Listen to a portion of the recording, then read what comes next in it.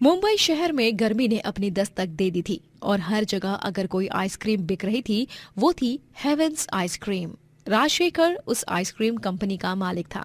वो एक बड़े से बंगले में अपनी बीवी गीतांजलि और 20 साल की बेटी कोयल के साथ रहता था। कोयल भी बहुत स्वादिष्ट और अनोखी अनोखी आइसक्रीम्स बनाती थी। अरे वाह कोयल बेटा, तुमने तो वाटरमेलन और स्ट्रॉबेरी का क्या मिश्रण किया है। Fabulous ice cream. और ये रसगुल्ले वाली आइसक्रीम, ये भी बहुत अमेजिंग है बेटा। सच में तुम और तुम्हारे ये सुंदर सुंदर और अतरंगी आइसक्रीम के फ्लेवर के आइडियाज बहुत खूब। थैंक यू सो मच मम्मा पापा। कोयल बेटा, तुम्हारी सजेस्ट की हुई कीवी और चॉकलेट मिक्स फ्लेवर वाली आइसक्रीम की बहुत सेल्स हो रही है। बेटा, तुम हमारी कंपनी का नाम रोशन कर रही हो।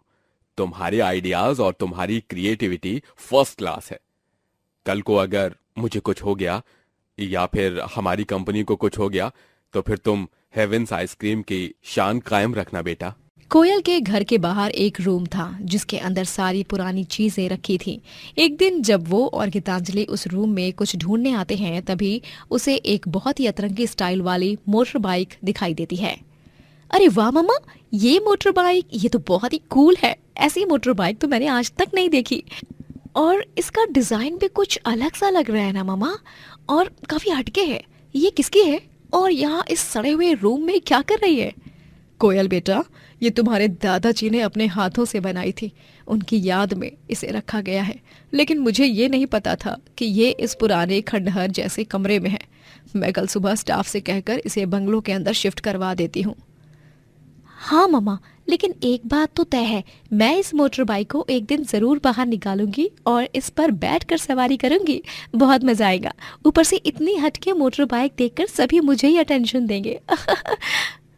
उससे पहले अपने थर्ड ईयर की फाइनल एग्जाम्स पर ध्यान दो। जाओ पढ़ाई करो।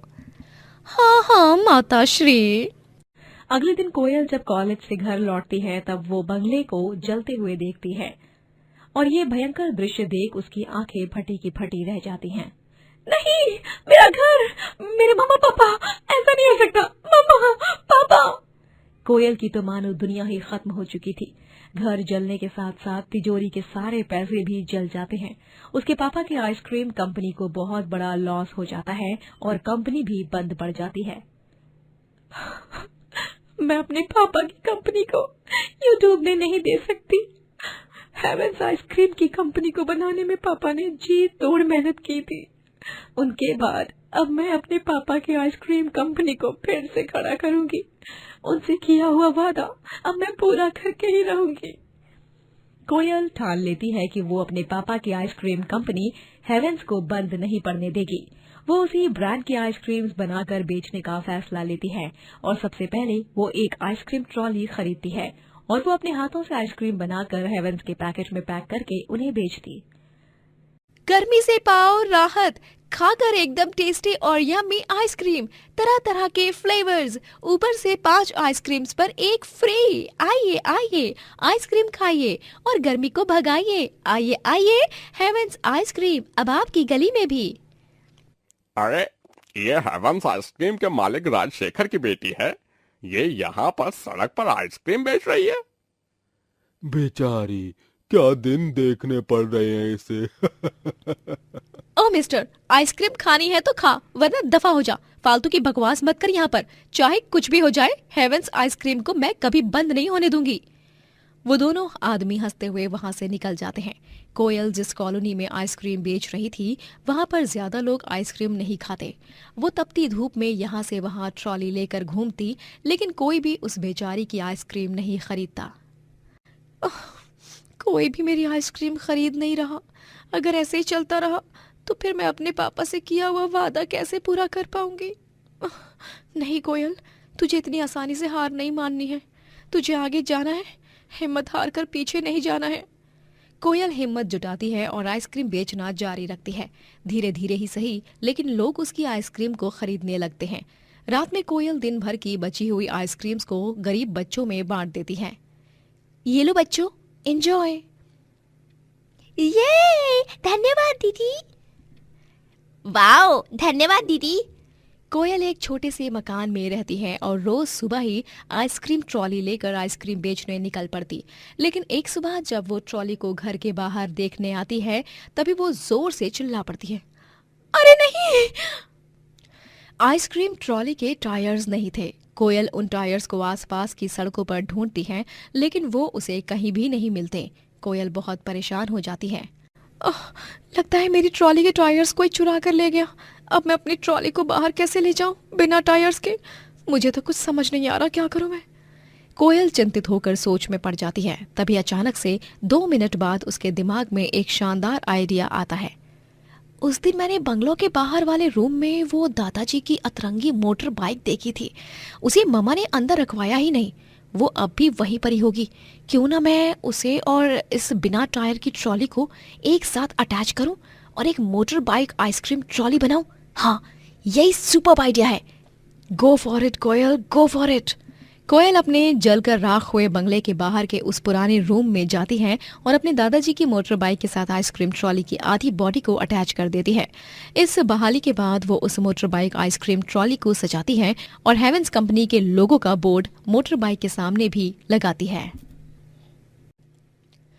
फाइनली मैंने कर दिखाया। कितनी सुंदर लग रही है मेरी ये मोटर बाइक आइसक्रीम ट्रॉली। हाय, इसे किसी की भी नजर न लगे।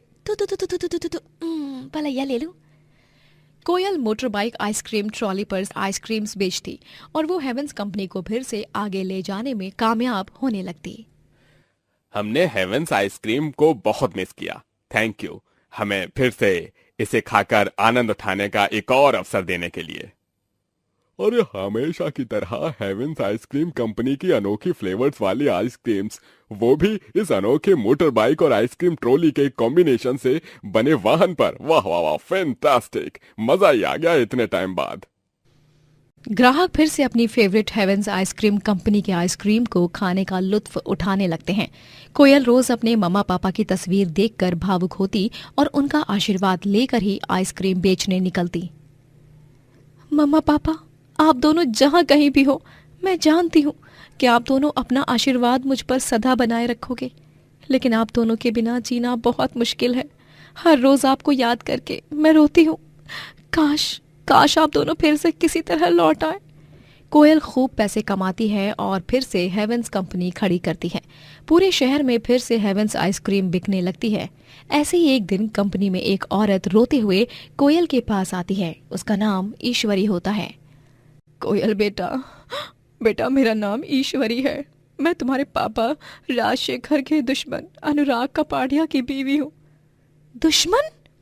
हाँ, अनुराग राजशेखर भाई साहब की तरक्की से खूब जलता था। इसीलिए उसने उसे और तुम्हारी माँ गीतांजलि भाभी को किडनैप करके अपने घर में बंदी बना लिया और तुम्हारे बंगलों को भी जला दिया। क्या? इसका मतलब ये है कि मेरे मम्मा पापा वो दोनों जिंदा है? हाँ, राजशेखर भाई साहब और गीतांजलि भाभी जिंदा है। अनुराग ने उन्हें अपना गुलाम बना कर रखा है। मैं तुम्हें उसके खुफिया बंगलों का पता देती हूँ ताकि तुम वहां जा सको। तुम जाओ, अपने माता पिता को उस राक्षस के चंगुल से बचा लो। लेकिन आप ये सारी जानकारी देकर मेरी मदद क्यों कर रही हो? आप तो अनुराग कपाड़िया की बीवी हो ना? हाँ बेटा, लेकिन उसने मुझे कभी अपनी बीवी जैसे नहीं रखा। मुझे मारता पीटता और खूब बुरा भला कहता। आज आखिरकार इतने सालों बाद मैंने वहां से भागने का फैसला लिया और तुम्हारी कंपनी का पता ढूंढकर सबसे पहले तुम्हारे पास आई। Thank you so much Ishwari ji.